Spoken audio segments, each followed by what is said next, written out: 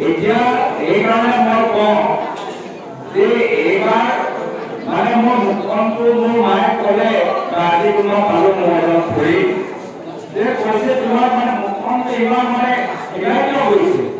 মই কৈছো অসমৰ গাঁৱৰ মহিলা এনেকুৱা স্বীকৃতি মানে মোৰ একদম মুখখন কিনাই গৈছে মানে এনেকুৱা স্বীকৃতি এনেকুৱা ভৰি দিছে এনেকুৱা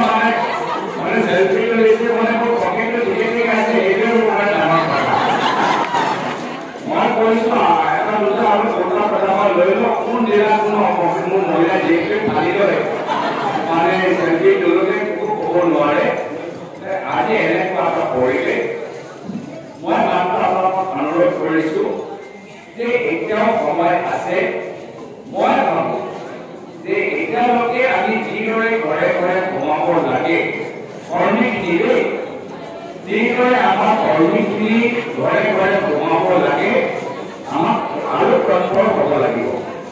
আমি আৰু গতিশীল হ'ব লাগিব পুৰে ঘৰত আমি গৈছো আৰু বেছি ঘৰত এতিয়ালৈকে যোৱা হোৱা নাই তো মই সেইটোৱে অনুৰোধ কৰোঁ মহিলা মণ্ডল কংগ্ৰেছ আছে মণ্ডল কংগ্ৰেছ আছে ব্লক কংগ্ৰেছ আছে মই বিচাৰোঁ ব্লক কংগ্ৰেছে প্ৰত্যেক মণ্ডলত মণ্ডল তত্ত্বাৱধায়ক হিচাপে কোনোবা এজন ব্যক্তি নিৰ্দেশ দিয়ক আৰু মণ্ডল তত্ত্বাৱধায়ক মহিলা মণ্ডল সভাপতি গঢ়ি আমাৰ 10 দিনত আমি 10টা ৱাৰ্ড আমি ঘূৰিব পাৰোঁ তেনেকুৱা এটা শ্বেডিউল বনাওঁ আমাৰ এটি খুব ধুনীয়া